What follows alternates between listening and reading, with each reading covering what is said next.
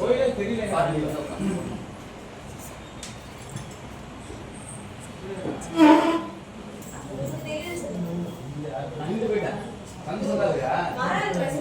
அதுதான் லேண்ட்மார்க் பார்த்து வச்சுக்கோங்க.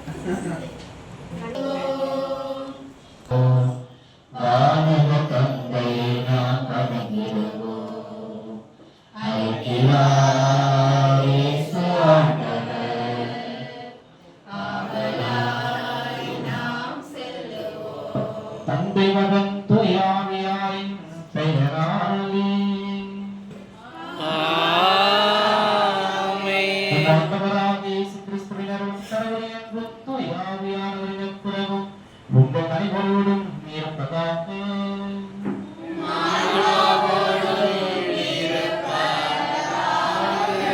இயேசு கிறிஸ்துவின் பிரியமான சகோதர சகோதரிகளே, இந்த ஆசீர்வாதமான வேளையிலே மாலை வேளையிலே இந்த சுசேபருடைய ஆலயத்தில ஒரே குடும்பமாக கூடி இந்த திருப்பலியில கலந்து கொண்டிருக்கிற உங்கள் அனைவரையும் வாழ்த்துகிறேன். உங்களுக்காக ஜெபிக்கிறேன். உங்களுக்கு இன்றைய நாள் ஒரு ஆசீர்வாதமான நாளாகவே கருதுகிறேன். ஏனென்றால் உங்களுடைய தந்தை அருள் மரி ஜோசப் அவர்கள் தங்களுடைய 85ஆம் ஆண்டு பிறந்த நாளை அவர்கள் நன்றியோடு நினைத்து அவர்கள் கொண்டாடுகிறார்கள். ஆகவே அனைவரும் சேர்ந்து கைகளை கட்டி உங்களுடைய பிறந்த நாள் வாழ்த்துக்களை மகிழ்ச்சியோடு தெரிவித்தோம். அப்படி பார்க்கிறோம். ஆசீர்வாதம், எவ்வளவு பெரிய ஆசீர்வாதம், கத்திப்பு ஆசீர்வாதம். அடுத்தபடியாக அருள் மரி ஜோசப் மற்றும் சம்மரச மேரி இவர்களுடைய 55ஆம் ஆண்டு திருமண நாளையில இறைவனுக்கு நன்றியாக இன்பத்தில உடல் நலத்தில நோயில நான் உனக்கு பிரமாணிக்கமாக இருக்கிறேன் என்று எத்தனை ஆண்டுகளுக்கு முன்பாக 55 ஆண்டுகளுக்கு முன்பாக அவர்கள் கொடுத்த அந்த உறுதி பிரமாணத்தை, அந்த விசுவாச பிரமாணத்தை அவர்கள் நினைவு கொண்டு இறைவனுக்கு நன்றி செலுத்தும் விதமாக இந்த திருப்பலியை அவர்கள் ஒப்புக் கொடுக்கிறார்கள்.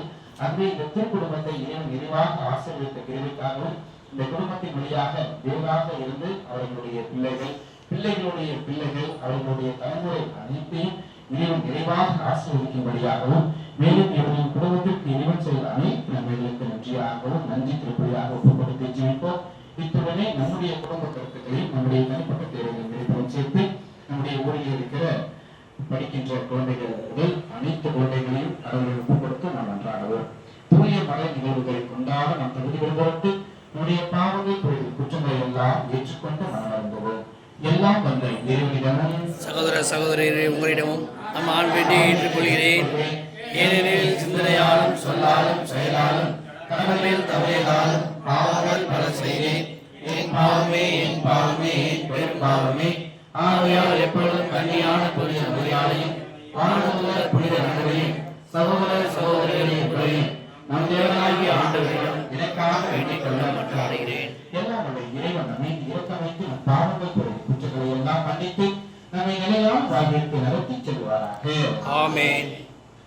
ஆண்டவரே இரக்கமாயிரும். ஆண்டவரே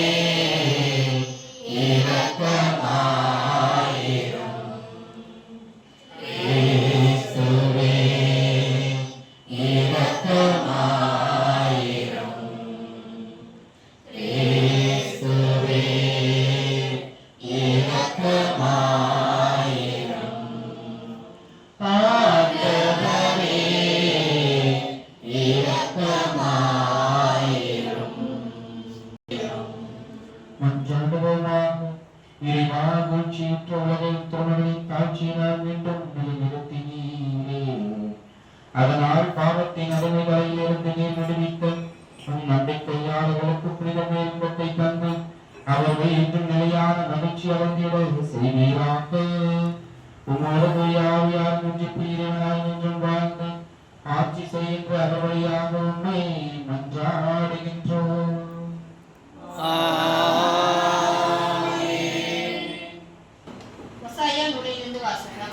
அதிகாரம் 10 இறை வார்த்தைகள் 1-3 வரை மற்றும் 7-8 மற்றும் 12.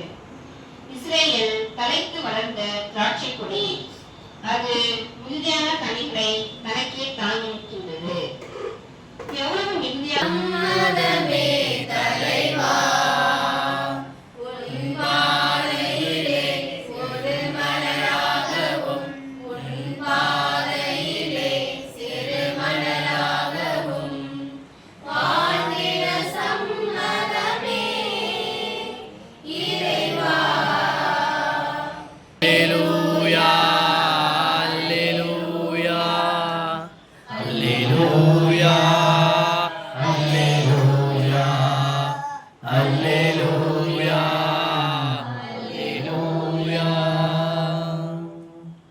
இறையாட்சி நெருங்கி வந்து விட்டது. மனம் மாறின செய்தி நமக்கு என்கிறார். அல்லேலூயா அல்லேலூயா அல்லேலூயா அல்லேலூயா. ஆண்டவர் உங்களோடு இருப்பாராக. உம் ஆன்மாவோடும் இருப்பாதாக. தூய மத்தேயு எழுதிய பரிசுத்த நற்செய்தியிலிருந்து வாசகம். இயல் 10 இவை வார்த்தைகள் 1 தொடங்கி 7 முடிய. அக்காலத்தில் இயேசு தம் சீடர் 12 தம்மிடம் வரவழைத்தார்.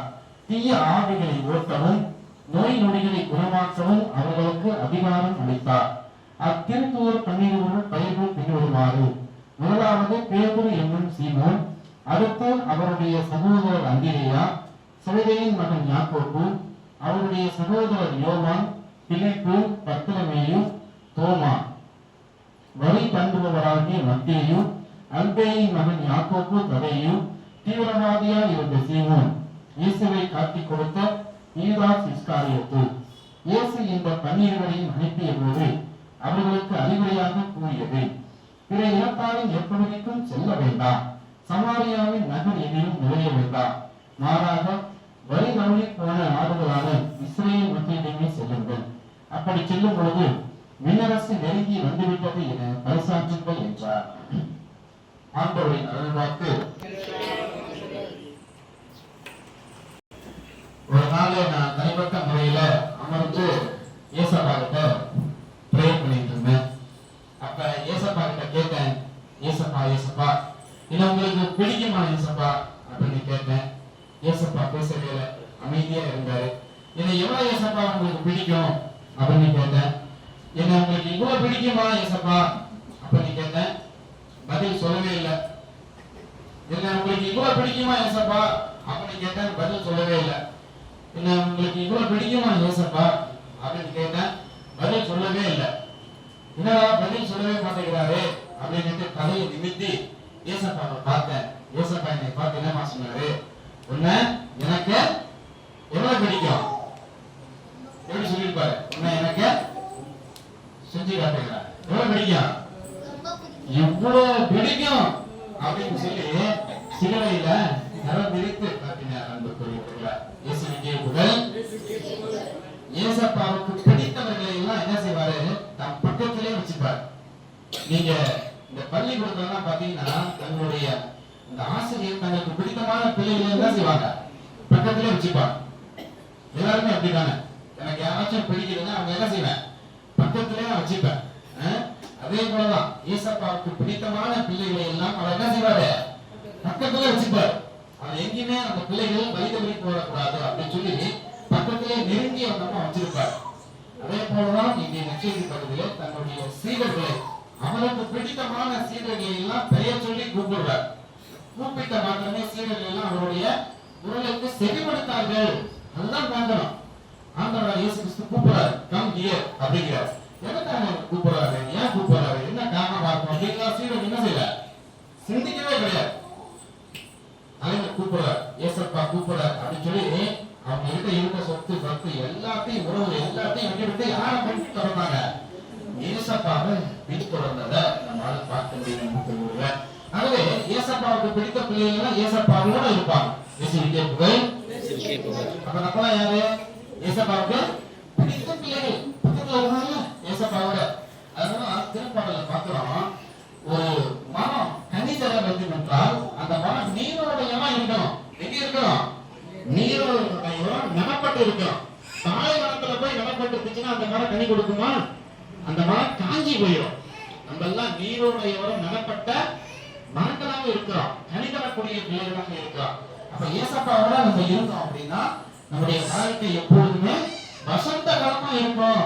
துன்பங்கள் வரும், துயரங்கள் வரும், எல்லா குடும்பத்தையும் கஷ்டங்கள் இருக்குது.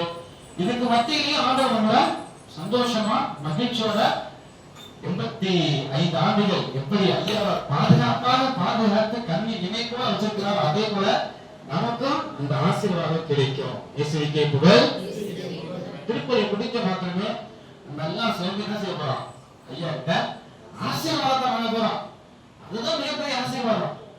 அவங்க நம்ம மேல கையை வச்சு ஒரு ட்ரெஸ்ஸிங் பண்ணாங்கன்னு வச்சுக்கோங்களேன், அவங்க எப்படி இந்த மண்டலத்துல இத்தனை ஆண்டுகள் பிரசுத்தமா வாழ்ந்தாங்களோ, நல்ல உடல்நலத்தோட வாழ்ந்தாங்களோ, அதே போல நமக்கும் அந்த ஆசீர்வாதம் கிடைக்கும். அதனால பழைய பாட்டை புத்தகத்துல பார்க்கிறோம், தந்தை தன்னுடைய பிள்ளைகளை என்ன செய்வாரு? ஆசீர்வதிப்பார். அப்படிதானே? ஆபிரகாம் ஈசாக்கை ஆசீர்வதித்தார், ஈசாக்கு தன்னுடைய பிள்ளைகளை ஆசீர்வதித்தார், யாக்கோபு ஆசீர்வதிப்பார், யாக்கோபினுடைய பிள்ளைகள் யாக்கோபினுடைய 12 குலங்கள் ஆசீர்வதிக்கிறதா நம்மளால பார்க்க முடியுமா அன்புக்குரியவங்கள? ஆகவே கடவுளோடு நாம் எப்பொழுதுமே இணைந்து வாழ வேண்டும். கடவுளை விட்டு பிரிஞ்சிட கூடாது. இன்னைக்குமே எப்படி கடவுளை விட்டு பிரியும்? இந்த உலக காரியங்களுக்கு எப்பொழுது நம்ம அதிக முக்கியத்துவம் கொடுக்கிறோமோ அப்ப கடவுளை விட்டு நம்ம பிரிஞ்சு போயிடுவோம். நம்ம எந்தெந்த சூழ்நிலையில கடவுளை விட்டு பிரிஞ்சு இருக்கிறோம் நான் சொல்லணும். காலையில கடவுளை விட்டு பிரிஞ்சிடறோம். பல்ல வழக்கு தெரியல, நமக்கு பிதாசுவர் போட தெரியல. எப்ப? காலையில. நீங்க நினைச்சு பாருங்க, சூசைட் அலைகள் இருக்கிறோம். நான் காலையில பிதாசுவர் போட்டு எந்திரிச்சேன் அப்படின்னு சொல்றேன், கைது உண்மையை சொல்லணும். காலையில எந்திரிச்ச உடனே நான் பிதாசுவர் போட்டு தான் எந்திரிச்சேன். பேசிவிட்டே புகழ் இவன் நைட்டு போகும்போது நினைச்சுவாங்க ஆண்டவரோட தான் தூங்குவோம். ஆனா அன்புக்குரிய கை தூக்குறவங்க எல்லாமே 50 வயசுக்கு மேல, 50 வயசுக்கு கூட இருக்கிறவங்க நம்ம என்ன பண்றோம் தெரியுமா? கடவுளை மறந்துடுறோம். பல வேலையில உலக காரியங்களுக்கு அதிக முக்கியத்துவம் கொடுக்குறோம். நீங்க நினைச்சு பாருங்க, நான் சொல்றது பொய்யா இல்லையான்னு. ஒவ்வொருவருடைய பெட்டு, தூங்குற பெட் இருக்கு இல்ல, ஸ்பிரிங் பெட் போட்டு வச்சிருக்கோம்ல, கட்டில், டபுள் காட் கட்டில், அதுல போய் பாருங்க என்னென்ன கடக்கும் அப்படின்னா, ஃபர்ஸ்ட் ஏசி ரிமோட் கடக்கும், ரெண்டாவது dish remote, Airtel, Vodafone, Tata sky எல்லாம் போட்டு வச்சிருக்கோம்ல மாடிக்கு மேல, அந்த ரிமோட் கடக்கும். மூணாவது டிவி ரிமோட் கடக்கும். நான்காவது செல்போன் கடக்கும். அஞ்சாவது ஹெட்போன் கடக்கும். இப்படி உலக சம்பந்தமான பொருட்களோட என்ன செய்யறோம்? அடுக்க தூங்குறோம். ஆனா அந்த மாதிரி 5 வயசுல முதியவர்கள் அப்படி தூங்க கிடையாது. கடவுளோடு இணைந்து இருந்தாங்க. அவங்களுடைய படுக்கை என்ன தெரியுமா இருந்துச்சு தம்பி? ஜெபமாலை இருந்துச்சு, திருநெல்வேலியம் இருந்துச்சு, சிறுவ இருந்துச்சு. இப்படிதான் வச்சுட்டு அவங்க தூங்கிட்டு இருந்தாங்க. ஆனா பல வேலைகளை நம்ம என்ன செஞ்சோம்? கடவுளை விட்டு பிரிஞ்சு போயிடுறோம். எல்லாம் ஒரு சடங்கா இருக்குது. ஞாயிற்றுக்கிழமை திருப்பலிக்கு வர்றது ஒரு சடங்கு, ஒரு ஃபேன்சி. ஞாயிற்றுக்கிழமை திருப்பலிக்கு போயிடலாம், எல்லாரும் பார்ப்பாங்க, நம்மளும் வந்துட்டோம் அப்படிங்கிற ஒரு இது, ஒரு கடமை உணர்வுக்காக இன்னைக்குமே கடவுள்கிட்ட வரக்கூடாது. கடமை உணர்வோட கடவுள்கிட்ட வரக்கூடாது. கடமை உணர்வோட பள்ளிக்கு போகலாம், ஆலயத்துக்கு வரக்கூடாது. அது உன்னுடைய உரிமை. கடவுள்கிட்ட நம்ம தடுப்பான் கிட்ட போகும்போது கடமையா இல்ல, அது உன்னுடைய உரிமை. எங்க அப்பா என்ன கூப்பிடுறாங்க ஒரு சந்தோஷத்தோட போனோம், ஒரு மகிழ்ச்சியோட போனோம், எனக்கு ஆசீர்வாதம் கிடைக்கும் அப்படிங்கிற நம்பிக்கையோட போனோம். முக்கியமா நம்பிக்கையோட போனோம். கடமைக்காக ஒருவர்தான் ஆலயத்திற்குள்ள நுழைய கூடவே கூடாது. சடங்கு கிடையாது. பல கிறிஸ்தவர்களுக்கு தெரிய மாட்டேங்குது. எப்படிலாம் கிறிஸ்தவர்கள் இருக்கிறாங்க அப்படின்னு நீங்க தெரிஞ்சுக்கலாம். முதல் வகையான கிறிஸ்தவர்கள் எப்பொழுதுமே திருப்பலிக்கு வந்தா ஆலயத்துக்கு வெளியில தான் நிற்பாங்க. இவங்க தான் அவுட்ஸ்டாண்டிங் கிறிஸ்டியன்ஸ். யாரு அவுட்ஸ்டாண்டிங்னா? வெளியில தான் நிற்பாங்க, உள்ள வர மாட்டாங்க. வெளியில அது எப்படி தான் நிற்பாங்க? கையை கட்டி நிற்பாங்க. அவங்க ஆலயத்தை ஃபுல்லா பார்த்துருவாங்க. வெளியில இருக்கிற மரம், செடி, கொடி எல்லாத்தையும் பார்த்துட்டு இயற்கையை ரசிக்கக்கூடிய பிள்ளைகள் அப்படியே இருப்பாங்க. இறைவனை ரசிக்க மாட்டாங்க. எதை ரசிப்பாங்க? இயற்கையை ரசிப்பாங்க. ஆலயத்துக்குள்ள யாரை ரசிக்கணும்? இறைவனை ரசிக்கணும். ஆனா வெளியில உட்காந்து யாரு போறா வரா எல்லாத்தையும் பார்த்து வச்சிருவாங்க. அவுட்ஸ்டாண்டிங் கிறிஸ்டியன்ஸ் முதல் வகை. இரண்டாவது கிறிஸ்டியன்ஸ் சாக்ரமெண்ட் கிறிஸ்டியன்ஸ். யாரு? சாக்ரமெண்ட் அப்பனா அருட்சாதனங்கள். ஞானஸ்தானத்துக்காக குழந்தைய தூக்கிட்டு வருவான், புதினத்தை கொடுக்கணும் அப்படின்னு சொல்லிட்டு வருவான். அதுபடியா திருமணத்திற்கு வரணும் அப்படின்னு சொல்லிட்டு வருவான். அதெல்லாம் ஒரு சடங்கு, அவ்வளவுதான். அது திருப்பலி கிடையாது, அது ஒரு சடங்கு. அது ஒரு காது குத்து மாதிரி. காது எப்படி குத்துவாங்கல்ல, ஒரு சடங்கு மாதிரி வச்சு அது மாதிரி அவன் நினைச்சுப்பான். ஒரு நாள் திருமண திருப்பலி வச்சுக்கிட்டு இருக்கிற அந்த நேரத்துல பக்கத்துல உட்காந்து வரான். நான் அப்பத்த ஆண்டவரை தூக்கி காட்டுறேன், கால் மேல கால் போட்டு உட்காந்துருவான். அப்படி பார்த்துட்டு எனக்கு ஆச்சரியமா இருக்கு. இது நான் எப்படி திருமண திருப்பலியில நக்கவே முடியாது. வேலையில குழந்தைங்களை விளையாட விட்டுட்டு இருப்பாங்க, கசாம் புசாம் கத்திட்டு கிடப்பாங்க. ஆலயம் கடவுள் இருக்கிறார், பயம் இருக்கணுமா இல்லையா? என் மீது உனக்கு பயம் இல்லையா? ஆண்டவர் கேட்கிறார். கேட்கிறாரா இல்லையா? ஞானத்தினுடைய தொடக்கமே கடவுளுக்கு பயந்து நடக்கிறது தான்.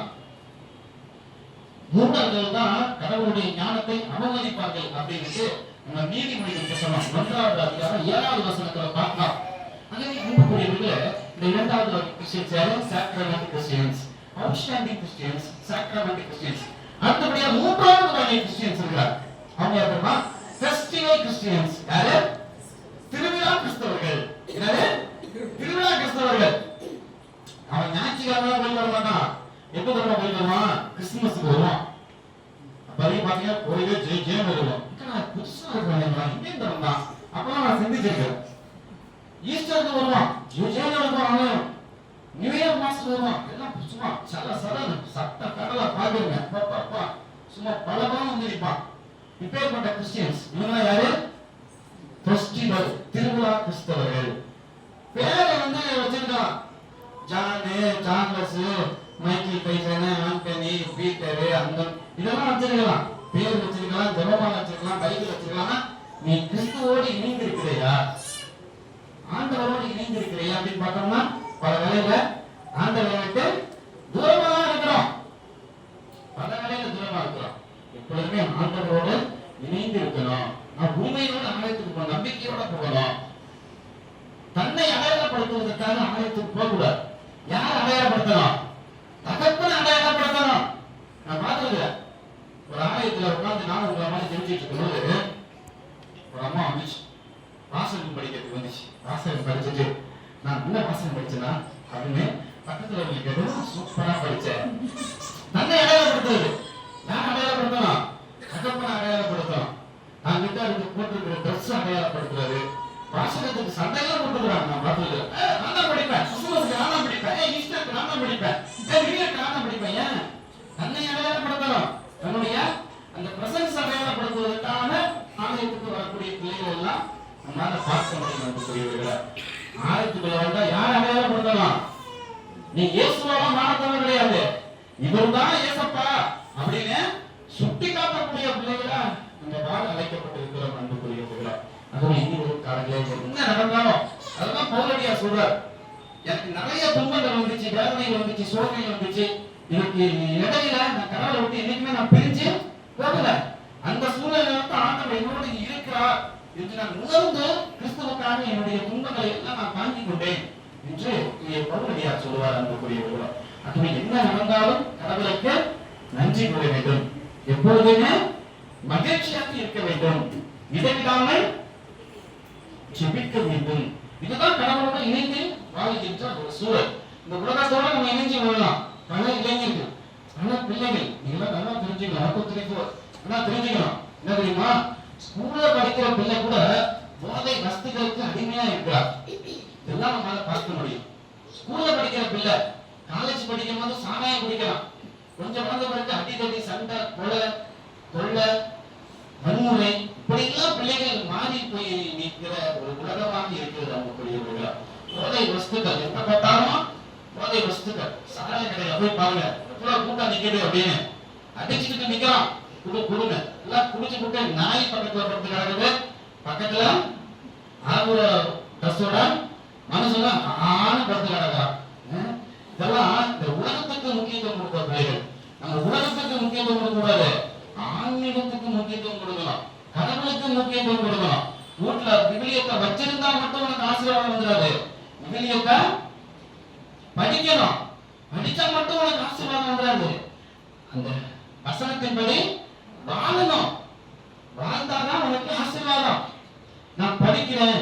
பல பிள்ளைகள் இப்பொழுது விவிலியத்தை இருந்தாங்க, விவிலியத்தை எடுத்துட்டு படிக்கிறாங்க, பசங்க வைக்கிறாங்க, எல்லாமே டப்புக்காக. எதுக்காக? பணம் சம்பாதிக்கணும். எல்லாம் வசனத்தை பயங்கரமா பேச ஆரம்பிச்சிட்டாங்க. ஆண்டவர் உன்னோடு இருக்கிறார் அப்படிலாம் சொல்லி பசங்க மேலாம் பாத்தீங்கன்னா சும்மா பின்னி எடுக்கிறாங்க. டிஸ்கோ லைட் எல்லாம் போட்டு, கலர் லைட் எல்லாம் போட்டு சும்மா விளையாடுறாங்க.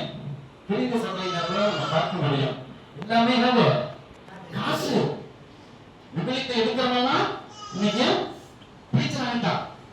அப்படி இருக்கக்கூடாது. விபலித்தை இப்படி வாழணும். என்னுடைய பர்சனல் லைஃப் என்ன, கடவுளுக்கும் எனக்கும் உள்ள உறவு என்ன, நான் வெளியில ஷோ பண்ணிட்டு என்னுடைய வாழ்க்கையில நான் சரீரத்துல நான் உண்மை இல்லாம இருந்தேன்னா அது வெளி அடையாளம். அதனாலதான் ஆண்டவர் சொல்றாரு, வெள்ளை அடிக்கப்பட்ட சொல்ல மாட்டீங்களா, வெள்ளை அடிக்கப்பட்ட கல்லறைகளே அப்படின்னு பார்த்துருக்கீங்களா? ஏன் வெளியில கல்லறை சும்மா பல பலன்னு இருக்கும், ஆனா உள்ள எப்படி இருக்கும்?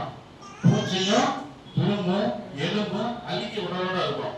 அப்படி இருக்கக்கூடாது. ஒரு நல்ல கிறிஸ்தவன் உடலும் சுத்தமா இருக்கணும், அவருடைய உள்ளமும் சுத்தமா இருக்கணும்.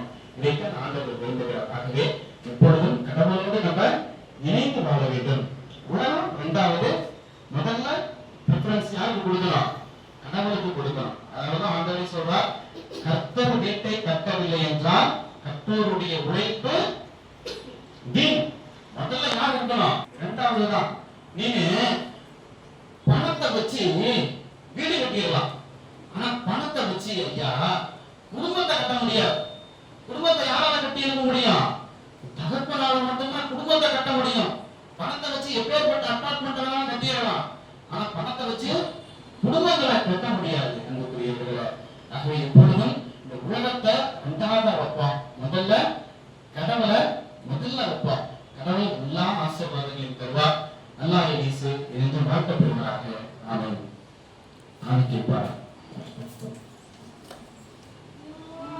தருகின்ற காணிக்கை இதையேற்றருள் தெய்வமே, நாங்கள் தருகின்ற காணிக்கை நிறையற்ற நினைத்து நிம்மதியின்றி வாழ்ந்திருந்தோம்.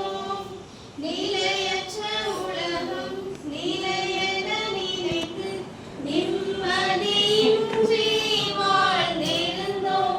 கன்னிப் பூக்களை உந்தன் பாதத்தில் காணிக்கையாகவே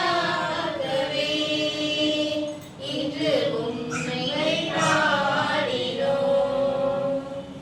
நாங்கள் தருகின்ற காணிக்கை இதையே. இப்படி எல்லாமான தந்தையாக இவனுக்கு ஏற்கனவே ஜெபம் செய்யுங்கள். ஆண்டவர் நமக்கு மாட்சிக்காகவும் நமது நன்மைக்காகவும் நமது திருச்சபை நினைக்கிறதற்காகவும் நமது கையை இறைவா, நீரை அறிவுறுந்து ஏற்பாடு செய்யும் மறைந்தவர்கள் எங்களுக்கு நற்பை அளிக்க உண்மை வேண்டுகிறோம்.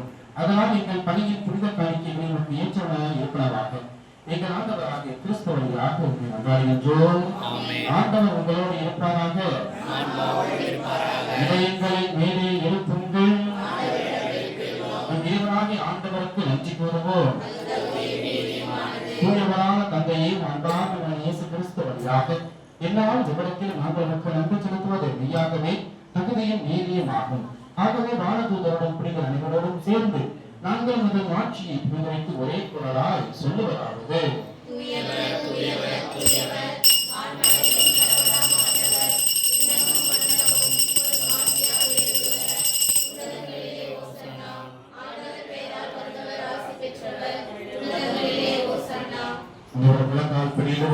ஆண்டவர் இணைந்து வரப்போகிறார்.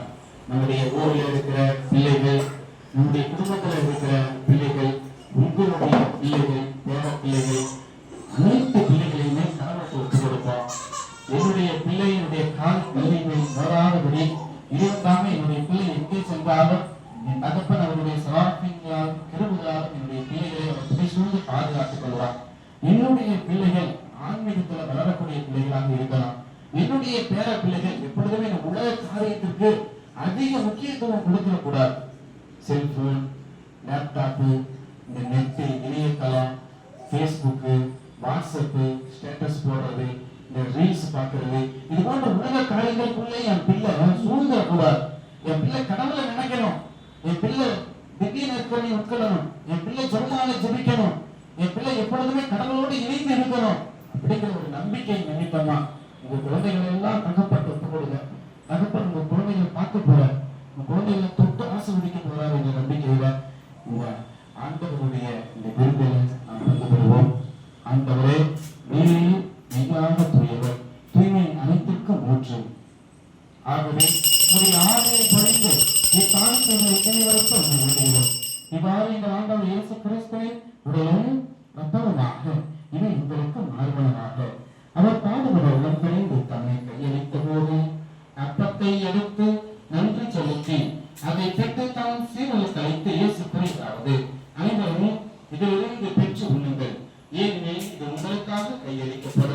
என் உடல்.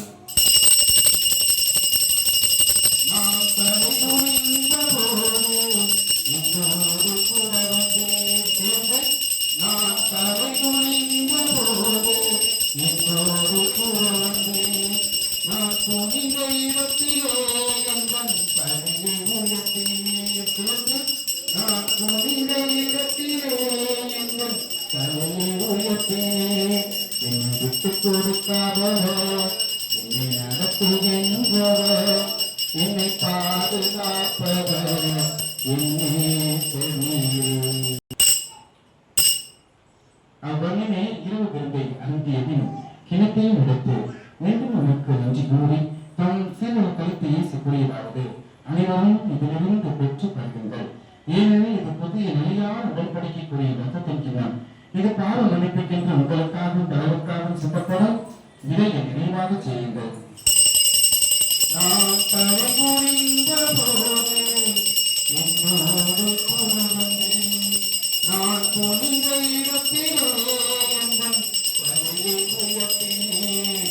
என்னை விட்டுக் கொடுக்காதவர், என்னை நடத்துகின்றவர், என்னை பாதுகாப்பவர், என்னை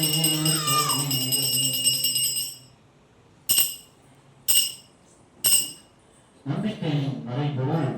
ஆண்டவரே, நீர் வருவதும் உமது இருப்பினை அறிக்கையிடுகின்றோம், உமது உயிர்ப்பினையும் எடுத்துரைக்கின்றோம். ஆகவே ஆண்டவரை நாங்கள் கிறிஸ்துவின் இருப்பினையும் மீது கொண்டு வாழ்வதும் அப்பத்தை மீட்பளிக்கும் கிணத்தை நாங்கள் ஒப்புக் கொடுக்கிறோம். ஆண்டவரை எங்களுக்கும் பரவியிருக்கும் திருவருளை மேற்கொள்கிறோம். எங்கள் திருத்தந்தை பிரான்சிஸ் எல்லா திருநிலையினராக அனைவரோடும் உமது திருவருளை அன்பில் நிறைவுபெற செய்கிறோம். மேலும் இன்றைய வழியிலே தங்களுடைய பிறந்த நாளை சிறப்பிக்கின்றோம். அருள் மரிய ஜோசப் அவர்களுக்கு நீ செய்த எல்லா நன்மைகளுக்கும் கிருபைகளுக்காகவும் நாங்கள் உமக்கு நன்றி செலுத்துகிறோம். இத்தனை ஆண்டுகளாக கண்ணை மணி போல உன்னுடைய பிள்ளையை தந்தையாகவும் தாயாகவும் இருந்து அரவணைத்து பாதுகாக்கிறேன். அந்த கிருபைக்காக நாங்கள் உமக்கு நன்றி செலுத்துகிறோம். மேலும் அருள் மரிய ஜோசப் மற்றும் சமரச மேரி இவர்களுடைய குடும்பத்திலே 55ஆம் ஆண்டு திருமண நாளை சிறப்பிக்கின்ற இந்த திருக்குடும்பத்தை நிறைவாக ஆசீர்வதிக்கவும். இந்த குடும்பத்தில் இருக்கிற ஒவ்வொரு பிள்ளைகளையும் நீர்தானே கரம் தொட்டு ஆசீர்வதித்து இவர்களை போல் என்னாலும் உடைய ஆசீர்வாதத்தை காணும்படியாக இவர்களை மாற்றியவர்களும். மேலும் இருக்கலும் இருமக்குடன் எழுதும் எங்கள் சகோதர சகோதரிகளை இருந்த அனைவரையும் விருப்பத்தோடு நீர் கொண்டு ஒரு திருமண உரையினுள் ஏற்றிவிடும். எங்கள் அனைவர் மீது விளக்கமாகிறோம். கடவுளின் கன்னித்தாயான புனித மரியா, அவருடைய கணவரான எங்கள் ஊரின் பாதுகாவலர் மீது யோசிப்பை, புனித திருத்தூதர்கள், இவ்வுலகில் உன்னதமாய் இருந்தோர் ஆகிய புனிதர் அனைவரையும் நாங்கள் இறைவனின் பங்குடன் தகுதி பெற்று ஒரு திருமணம் இயேசு கிறிஸ்து வழியாக உண்மை புனிதைக்கும் வரவர உண்மை மன்றாடுகிறோம். இவர் வழியாக இவரோடு இவரில் எல்லாம் வல்ல இறைவனாகிய தந்தையே, தூயாவியாரின் ஒன்றிப்பில் எல்லா புகழும் ஆட்சியும் என்றென்றும் உமக்கு உரியதே.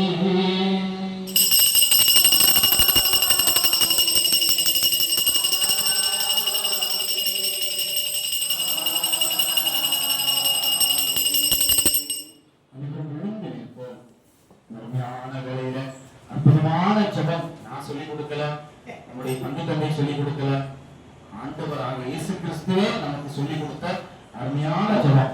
இந்த ஜெபத்தை ஜெபிக்கும் போது கட்டாயம் அற்புதங்கள் அதிசயங்கள் நடக்கும். உங்க குடும்பத்தில் இருக்கிற பிள்ளைகளை தகப்பன்ட்ட நீங்க ஒப்பு கொடுக்க போறீங்க.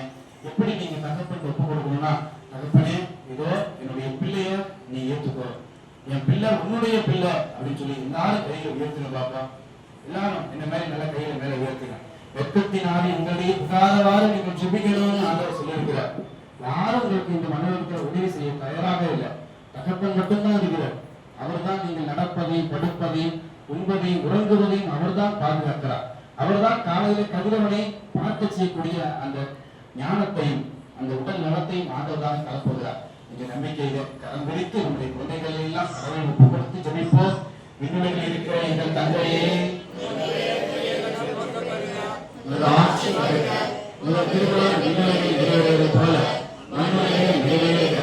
எங்கள் அன்றாட உணவை இன்று எங்களுக்கு தாரும். எங்களுக்கு எதிராக குற்றம் செய்வோரை நாங்கள் மன்னிப்பது போல எங்கள் குற்றங்களை மன்னியும். எங்களை சோதனைக்கு உட்படுத்தாதே, தீமையிலிருந்து எங்களை விடுவித்தருளும். ஆண்டவரே, தீமை அனைத்திலிருந்தும் எங்களை விடுவித்து எங்கள் வாழ்நாளில் அமைதியை கனிவுடன் அடைவோம் மன்றாடுகிறோம்.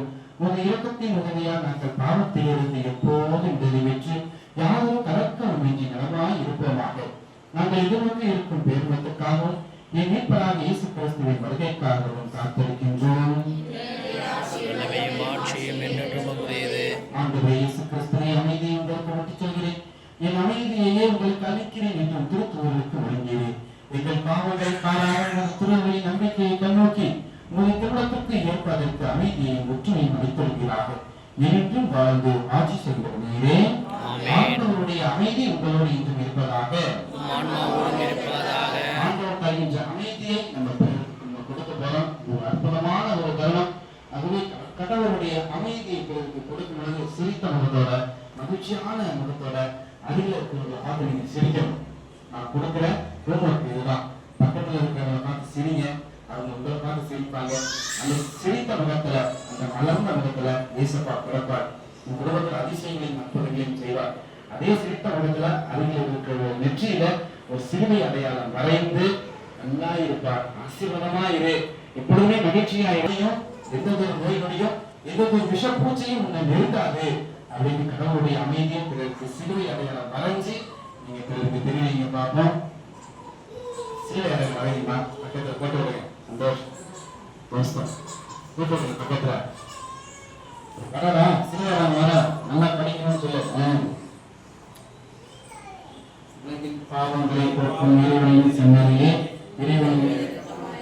உலகின் பாவங்களை போக்கும் இறைவனின் செம்மறியே, எங்கள் மேல் இரக்கமாயிரும். உலகின் பாவங்களை போக்கும் இறைவனின் செம்மறியே,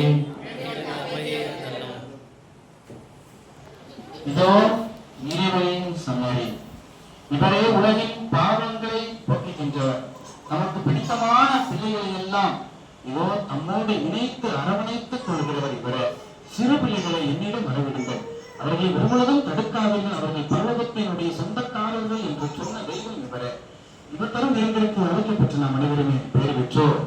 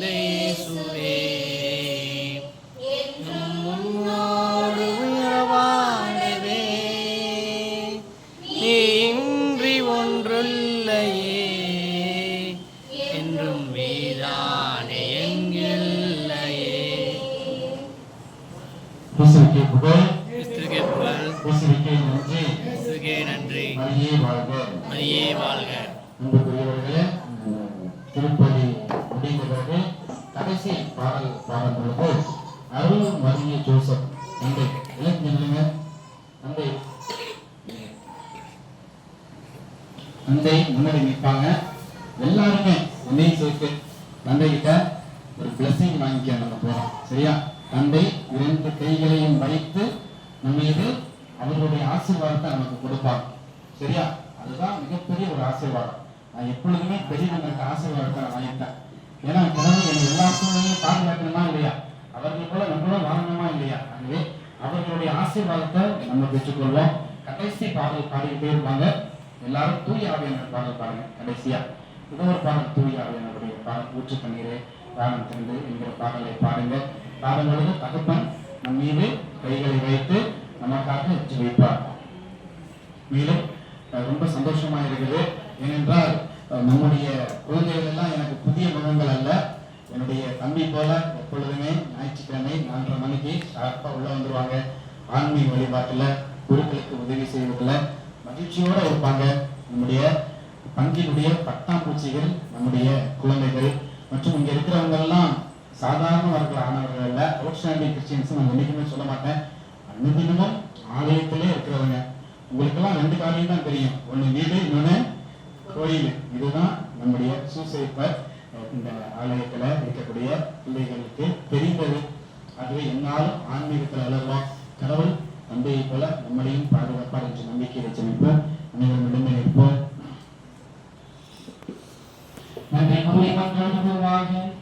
ஆண்டவரை மீட்பளிக்கும் குறைகளால் எழுதிவற்ற நாங்கள் உதயத்தை கெஞ்சி கேட்கின்றோம். அதனால் எம்மை வாழ்ந்து எங்களுக்கு ஊட்டமளிக்கும் இந்த அருளடையாளத்தால் நாங்கள் முடிவில்லா வாழ்வில் பங்கேற்க கனிவுடன் உணர்வீராக. எங்கள் ஆண்டவராகிய கிறிஸ்து வழியாக உம்மை மன்றாடுகின்றோம்.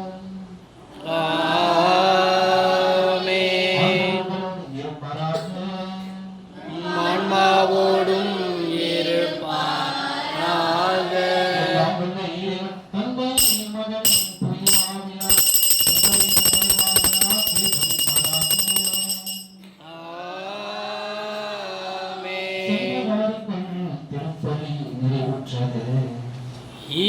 இறைவனுக்கு நன்றி. ஆவியானவரே என்றின் ஆதியானவரே, ஏற்றுவாரும் இறங்கி வாரும் எங்கள் மத்தியிலே. வாரும் இறங்கி வாரும் எங்கள் மத்தியிலே. உலையான சேற்றி நின்று தூக்கி எடுத்தவரே, உலையான சேற்றி நின்று தூக்கி எடுத்தவரே, பாவம் தூய்மையாக்கும்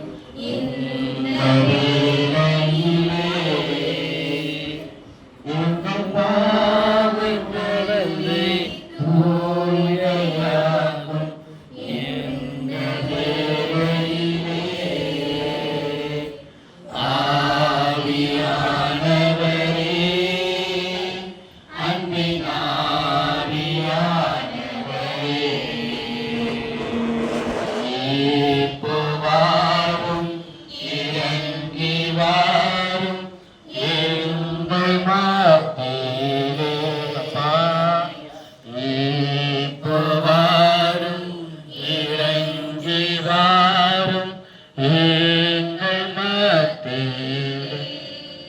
ஊற்று தண்ணீரே எந்தன் தேவாவியே, ஜீவநதியே என்னில் பொங்கி பொங்கி வா.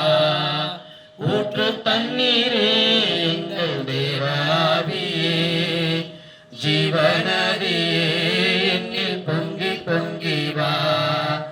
ஆசீர்வதியும் என் நேச கர்த்தரே, ஆசீர்வதியும் என் நேச கர்த்தரே, ஆதிவரங்களினால் எம்மை நிரப்பும், ஆதிவரங்களினால் என்னை நிரப்பும். ஊற்று தண்ணீரே எந்தன் தேவாவியே, ஜீவநதியே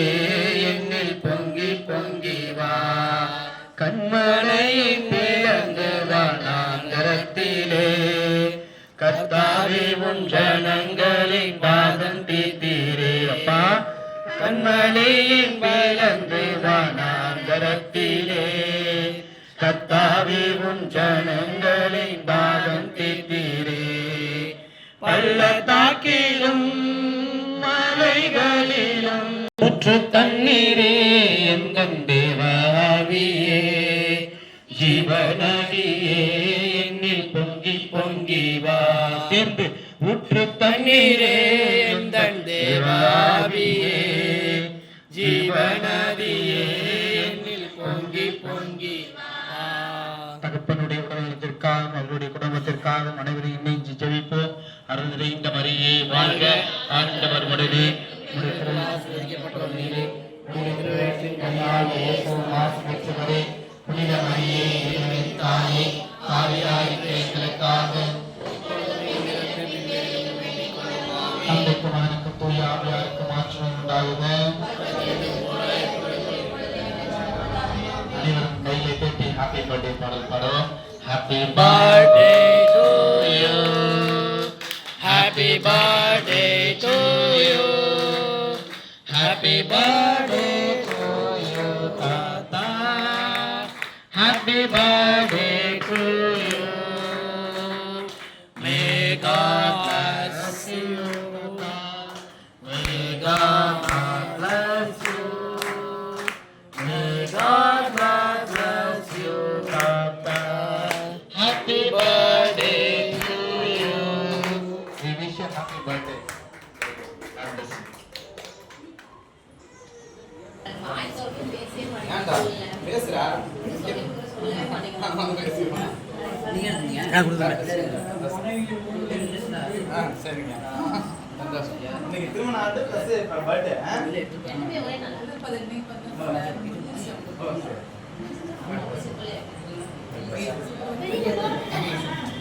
God bless you.